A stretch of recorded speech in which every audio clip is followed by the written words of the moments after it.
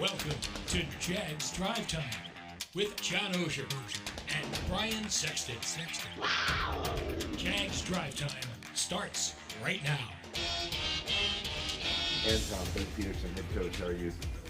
I'm good. How you doing, Coach? Man, we're going to sit here and make you the 27th pick in this draft. How about that? I'm excited. I appreciate it. Yes, sir. You ready to come to work?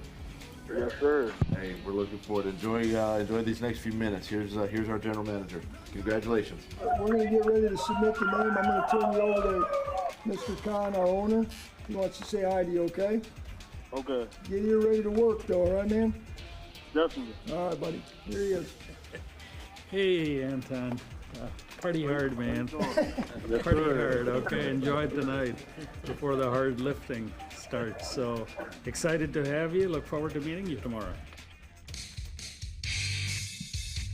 Well, I would say the expectations for Anton Harrison are pretty strong, right? Work hard, play hard. Party hard. Party hard. Let's go. You love it when the owner says that to you. Good morning. Welcome into Jags Drive Time. I'm Brian Sexton. You all know the senior editor, senior writer, John Oehser. And post-draft, after months of mock drafts and speculation, here we are with a 13-member draft class. John, the largest in franchise history. I said it on Saturday night. It was a solid draft. And the more that I went and watched some video of these guys and looked at what people had written about them and went through the draft guides, the more I think that the Jaguars, it's a bunch of doubles, right? And maybe Anton Harrison's a home run, but it's a bunch of moving guys around the bases. And the reality of it is that's what you do when you have a franchise quarterback.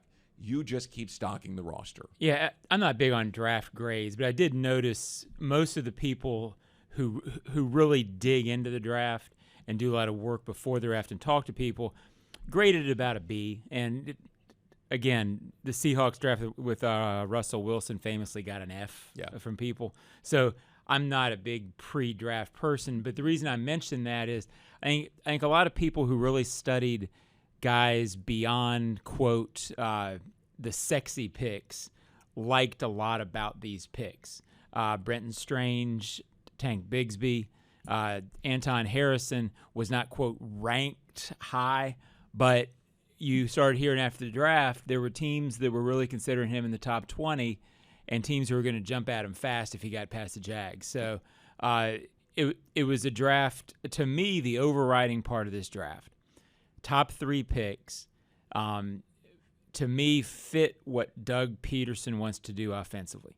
It gets you 2 tight ends that you can really rely on in the passing game. It gets you an option if Travis Etienne is not available or needs a breather. It gives you a big-time talent option there. It feels more like a Doug Peterson offense. I don't know that they went into that with that, hey, get a Doug Peterson offense in here. But they were clearly leaning that way and looking for opportunities to do that, and I thought they did it. All right, let's get started with big things here on a Tuesday morning from TIAA Bank Field, and we'll start with the big guy, Anton Harrison. He was apparently their guy all along, and John alluded to the stories yesterday. Peter King, in his Football Morning in America column, referenced the fact that the Raiders were talking about moving back and taking him at 12. So for the Jaguars to sit at 27 with the addition of draft choices from 2 moves back puts them in a position with the player they want in a position that they needed. There's a lot of consistency in his game. You love everything about his length and athleticism, how he moves, his strength. All things, as Trent mentioned, that will fit us. And, we're just excited for Anton and just getting in that offensive line room, getting around, the other guys in that room and getting to work. And that'll start next week when the rookies arrive for minicamp. Big thing, too, the board. Look, the Jaguars didn't go into the weekend thinking we're going to put together the largest draft class in franchise history. This was not thought to be a deep draft, not thought to be a draft beyond the 4th round that had a lot of pop. But the Jaguars saw the board fall that way after many attempts to use the capital and move back up. Failed? Well, they just stayed put and picked.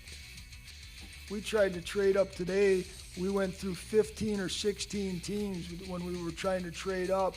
Every team behind us, and not one would make a move. So that happened to us several times. And the times we were able to trade back, we just felt at the time that we could trade back and get the players that we were planning on picking anyway, and we're able to do that. So it's just how the draft went this year.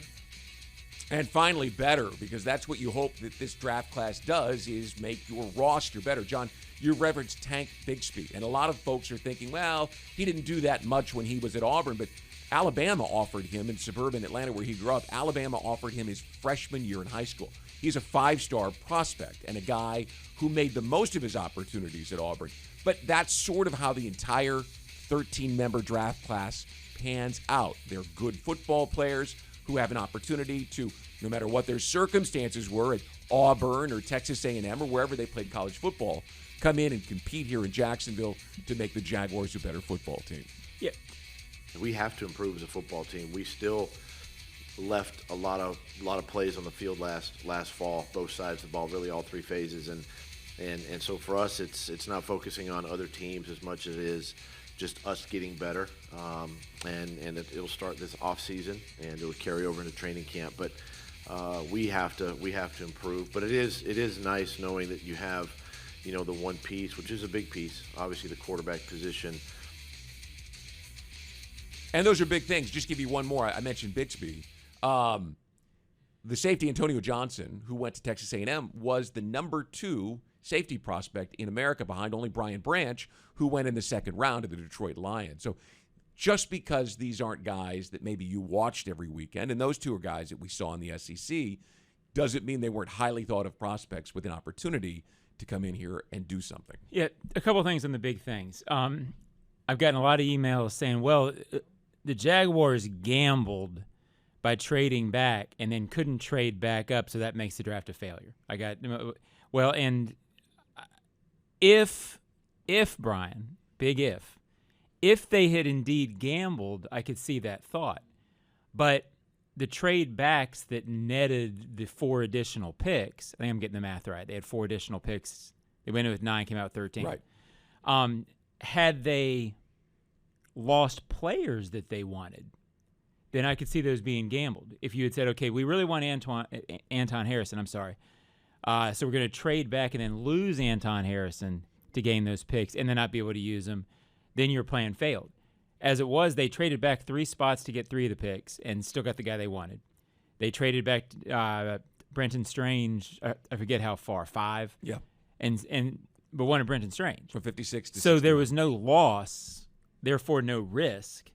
So they couldn't use the capital that they got, so they just stayed put. But it didn't cost them anything to do it, is my point. How many times, Brian, and this is, I understand why people think about the draft this way. The other criticism I've heard is, well, you need to get starters in the first 3 rounds. Okay, well, I think Anton Harrison's going to be a starter. Immediate starters? Well, starters. Harrison's going to be. Right. How many times the NFL is not a league of 11 on 11. Right. I know personally there were times last year where I said to myself, I wonder why they're not using more tight end packages. And then the second thing I wondered a lot is, I wonder what they're going to do if they don't have Travis in the second half of the season. As a legitimate guy to come in, Travis Etienne Jr. JaMychal Hasty was a nice change of pace, big touchdown guy. Absolutely, and he filled a role, and I think he's a nice NFL player. But not an every down back. But I don't know that you want him starting and being the reliable. Well, now, if they don't have Etienne, you're not panicked anymore. So how worried would you have been late in that playoff run if they hadn't had Travis Etienne on the field? Etienne made one of the plays of the year with the 25-yard run there to set up the game winner against the Chargers. So you need about 14, 15, 16 guys offensively. 5 offensive linemen and the quarterback are always going to stay the same.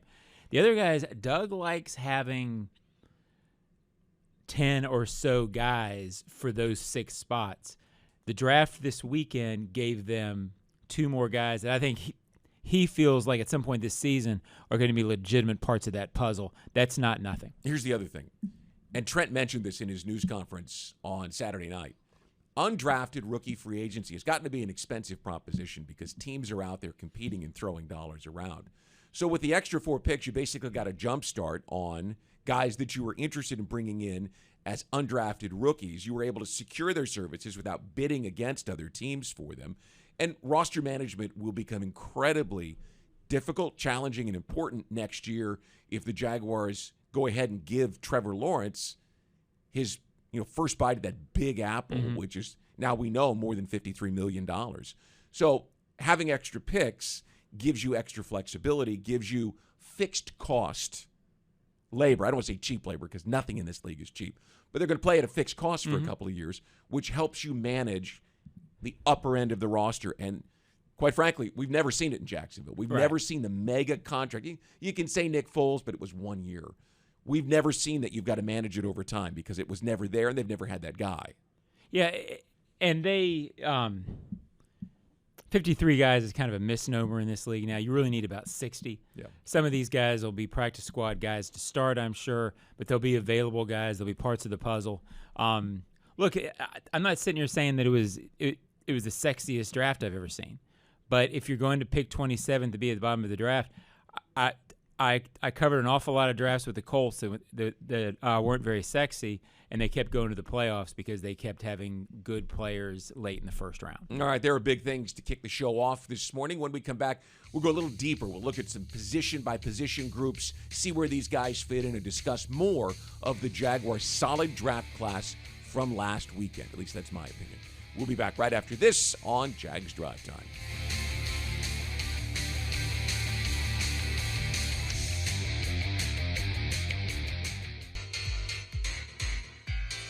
There's always time to add, and we're in a good situation from a cap perspective, with a lot less tight on the cap than we were a year ago. There's room to work here. We're not, Coach and I talked about this right after the draft. We're not done putting this team together. We're going to take a hard look at what we have. We got a great chance with these young guys coming in a couple of weeks, and then over the next month or so, watching them as they go through the off-season program and really kind of assess where we're at. Welcome back to Jags Drive Time. Brian Sexton along with John Oehser. You have a thought? Yeah, that tells me, Brian, that comment sounds like a veteran pass rusher. And for this reason, if you looked at, I think they would have liked to have gotten an edge guy somewhere in the draft, and they did, but I think they really looked at that. I think if there had been a really good edge that they really loved at 24, I think they would have strongly considered it. That's a tough spot to get there, especially if you're trying to get some immediate impact. So and this is just sort of putting 3 and 4 together and getting 6. But if you go into this and think, okay, I don't love the edges here, and I'm going to commit a ton of money in the first round to one that I don't necessarily trust, or I can go out on the market and maybe give some short-term money for some immediate gain that I'm not committed to forever, because you're committed to that first rounder 4 years. Right. Maybe that played into philosophically a little bit. Also, it still wouldn't stun me if they looked at corner. For nickel, they talk about Trey Herndon, and I like Trey. I wonder if they wouldn't try to find veteran there, just to compete with him. Have that piece of the puzzle at nickel. Again, that's not hearing anything. Sure. It's just looking. Those are the two spots that you feel like you may be talking about. All right, well, let's throw up a couple of graphics and show you how it stacks up. And again, totally unofficial, just putting names up here. So let's take a look at the offensive line group first because of Anton Harrison's arrival and the pending suspension of Cam Robinson. And Cam, obviously, he's not listed there at this particular moment. But when you see a big right tackle, because let's be honest, Cole Van Lanen's not that guy, right? Blake Hance is not that guy. To be able to have that right tackle gives you a lot of comfort's probably the strong word, but you feel good about having a big, talented young guy, even if he's inexperienced, against NFL pass rushers with this offensive line group. Yeah, and I wonder how it'll look, because Doug said the other night, Anton's going to start at right tackle. That puts Walker Little at left. You wonder how it's going to play out. I would imagine he'd stay at left. Don't you think so? After Cam gets back? Yeah, I mean, he's going to be the long-term left tackle here. So why wouldn't you just leave him there? And by the way, if Harrison is as good as they hope he is, Cam's going to become a swing guy, right? I mean, again, you're talking about the guy with the highest cap figure on your roster. Yeah. It seems preposterous to say that. But his number's such that he's probably not going to be here in 2024. Yeah, I can't see him being a swing. I've got to think they try to get all three on the field. I think it's a fascinating conversation, and I don't know the answer to it. We don't know how many games he's been suspended for yet. Right. And it could be 2, 4, or 6. No, I don't. Okay. But I think the fascinating thing is that I'm not sure they know exactly how it's going to play out. Yeah. You know, and I think it's okay. I think that, well, but if you think about it, I also think this time last year, I thought Walker Little was going to start at right tackle. Yeah, I did too. So this is a staff that will allow this to play out over the course of the right amount of time to figure out how this might work. And I would suppose that it's a good problem to have. If it's a 2-game suspension, all right, so maybe he comes in, he goes right back to right tackle. Who knows? And Harrison could slide somewhere else. But Doug was pretty direct on Friday in his news conference talking about he's going to be the right tackle. That's where we're working. If it's 4 or 6 games, that could change the dynamic for sure. How about a look at the defensive line to give you a sense of where this particular group is heading in? And congratulations to Devon Hamilton, who got his long-term contract.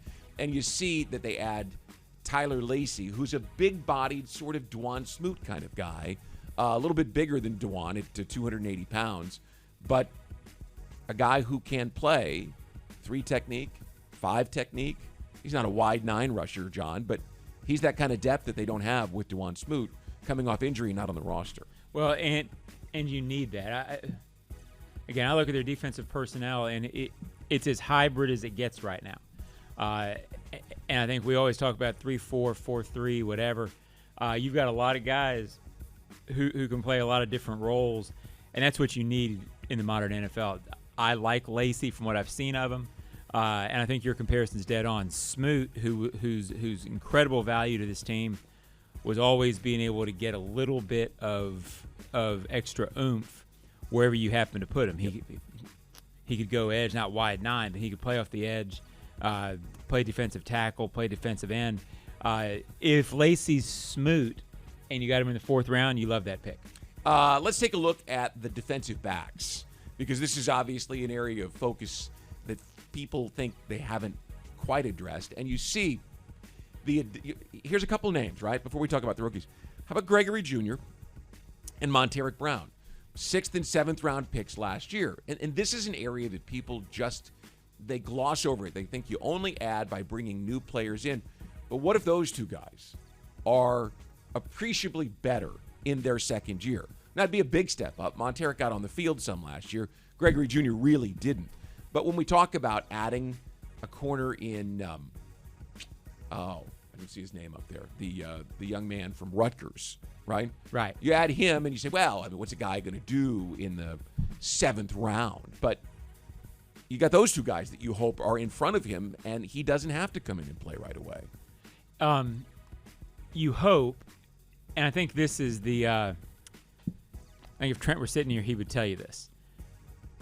If you're going to be a draft and develop team, you need your day 1 and day 2 picks to be really, really good. You also need, if you're drafting over the course of 3 or 4 years, once every a couple of years, you need a 6th round, 7th round guy to be able to at least hold a spot in the lineup for you for a year or 2. Yeah.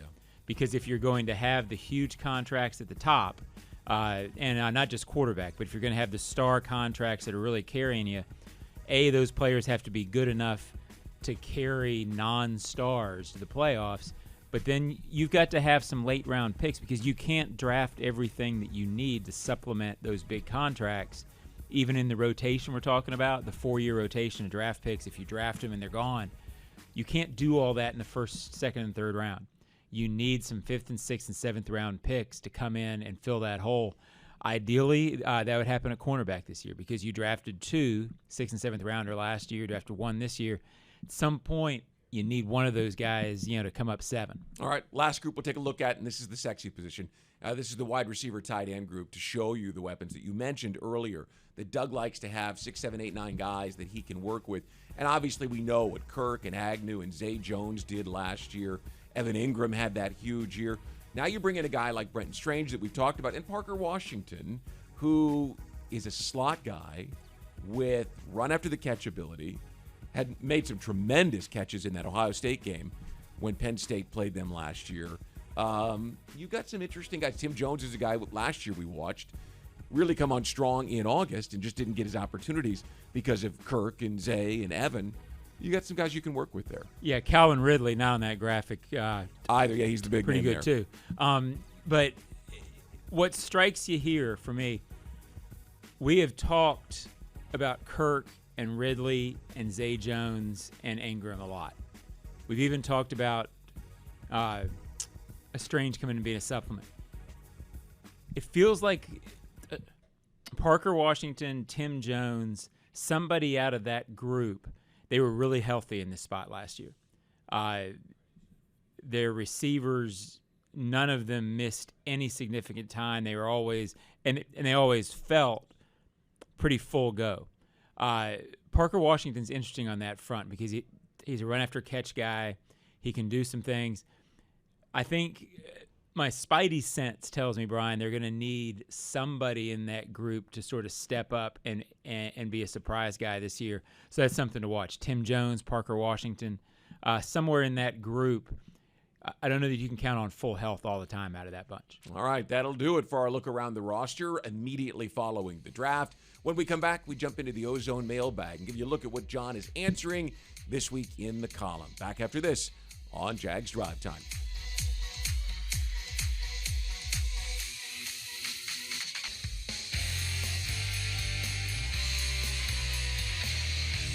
We just wanted to add good football players. You never go wrong adding guys that love to play the game, that are smart, competent guys, versatility. We use that word a lot, but a lot of the guys you can see as we add these pieces, they have versatility. And when you only have 53 guys on a roster, you need that. This isn't college where you turn around and you got 57 guys or 60, 70 guys to choose from while the other ones are out on the field or more. You got 53 and only 48 on game day. So the more they can do, the better. But we're excited for this group to get them in here and just get our hands on them and see exactly what we got and let them show us what they can do. This broadcast is ozone friendly. The Ozone. And time for the Ozone mailbag here on Jags Drive Time. Brian Sexton, John Oehser. Let's get right to it. Tony joins us from Johns Creek, Georgia. And he says, I sense Jaguars head coach Doug Peterson's master plan is to outscore their opponents. Yeah, and it's been fairly obvious. Even last year, that was a little bit of their thought. Again, I think the good teams in the draft, and I think Trent drafts very, very well along these lines. They do let the draft come to them, and to a degree, you let the quality of player you get a little bit dictate the direction of the franchise because you want good players. So I don't think the Jaguars went into this draft saying we are going to get more dynamic on offense. But I think on their board, they left room for that possibility, if that makes sense the way I'm saying it. It does. So I think when it fell to them, they had zero problem saying, you know what, we could go tight end or, say second round. We could go tight end or edge rusher here. Well, who do we trust more to be a really good player? Well, the tight end. Well, then there's no problem with sort of pushing forward with that manpower. Same with the running back. A lot of teams philosophically may not have done that. Hey, we have a starter at running back. We don't need that. Well, Doug's saying, hey, I can use this guy. This is fine. We'll get a lot better here. And so I think the end result is I do think you have a team right now that looks like it's going to try to get to 31 every week and assume that our defense is going to stop you enough where you don't get to 31. Well, Daniel Jeremiah last week at the draft told me, he calls it the Patrick Mahomes effect, right? You're not going to shut down Patrick Mahomes. No one has. What you hope to do is break serve 2 or 3 times in the second half, and your offense then has to be ready to go and score because you've got to score one more than they do. Yeah. And when he looked at the Jaguars roster, he said tight end is a big need for them because it's one more thing that will open up Calvin Ridley. It'll open up Zay Jones. It'll open up Christian Kirk. His philosophical bend for the Jaguars from his perspective was find ways to score one more than Kansas City. All right, up next, JT from Palm Coast. He says the AFC South is going to look extremely different with all new quarterbacks. Funny how Lawrence is the elder statesman. This is going to be our division for the foreseeable future. Well, JT's confident. I mean, and on paper, the Jaguars would be the favorite, and they're deservedly favored. They won the division last year. They have the veteran quarterback, and they have the most dynamic. In the AFC right now, it's a conference of quarterbacks, really, except in the AFC South outside Trevor Lawrence. So, yes, on paper, they should own the division. You have to go in. My counter to that is always they needed a fumble return for a touchdown to own it last year. Yeah. So let's not anoint them champions for the next 5 years until they do it for a couple of years. So, but you're on board with them being favored because I read and I heard from a number of people saying that there's no reason why the Texans and the Colts and the Titans, it's a wide open division. I don't see it as wide open with the leaning on rookie quarterbacks in all 3 other cities. I mean, if I'm Mr. Cautious, and you have to win it on the field. But if you're analyzing this division on paper, if you look at this Jaguars offense, I think it's the best roster. Adding Ridley and adding to what was already very good, it's hard for me to imagine a 24-point offense last year. It's hard to imagine this not being a 26 or 27-point-a-game offense. I don't know that the other teams in the AFC South look right now like they are going to be dynamic on that level. Well, Tennessee's rebuilt their offensive line, and you don't know whether Tannehill's the guy or not. They certainly didn't want him necessarily to be at the end of last year. They were looking to move on. I think the Colts have a very talented roster, although it massively underperformed on the offensive line last year. Yeah, the offensive line is not we'll see what it was 2 or 3 years ago. Look, and Houston's young. Houston is relying on a lot of young guys. You always it's never done until you win. But it's hard to look at the division objectively and not say this team is the favorite. Okay, finally, Jason from North Pole, Alaska. Of our 3 offensive tackles, Cam Robinson, Walker Little, and Anton Harrison, which do you think is most likely to finish the year starting at left guard? When I answered this in print, remember print, Brian used to have print newspapers. I always say I do. I remember the old days of Jaguars Inside Report. When I answered this in the netherworld of the web, I went with Harrison because he's the rookie, and I could see a scenario, Cam's out 4 weeks, and they say, you know what, Cam's a left tackle, he's been a left tackle for 6 years. We're going to trust what we've had. We're going to trust Walker Little. But it's really a moving part situation because I don't know a Walker Little left tackle. That's all he's really played in the NFL, and that's supposedly where he's best. It's really all Cam's ever played in the NFL, and then it's also Anton Harrison. It's what he played in college. So you sort of have 3 guys who, if they're sitting in coach's office, and you ask those guys, where are you most comfortable? They're all going to say left tackle. So there's no real logical slotting to that. I went with Harrison. I could see it being Cam. Yeah, the more I think about it, the more I think it's Cam. Because he's not in your long-term plan. I mean, no, they haven't said that, by the way. We're all assuming, looking at his cap number and the fact that they have drafted Little and Harrison. It's a logical assumption. I would think that would be Cam, but that's only because if it's me, I want the guy who's going to be my starter at left tackle and at right tackle in 2024 playing there in 2023. That scenario, if we're sitting in the bar arguing about it, that scenario makes a lot of sense. If I countered with, well, wouldn't you just stick with the veterans outside and move the rookie inside for a year? You'd probably say, well, that makes sense too. Yeah. So, I think it's a coin flip. I can kind of see both sides of it on that front. All right, we'll come back and wrap up Jags Drive Time on a Tuesday morning from TIAA Bank Field in Jacksonville right after this.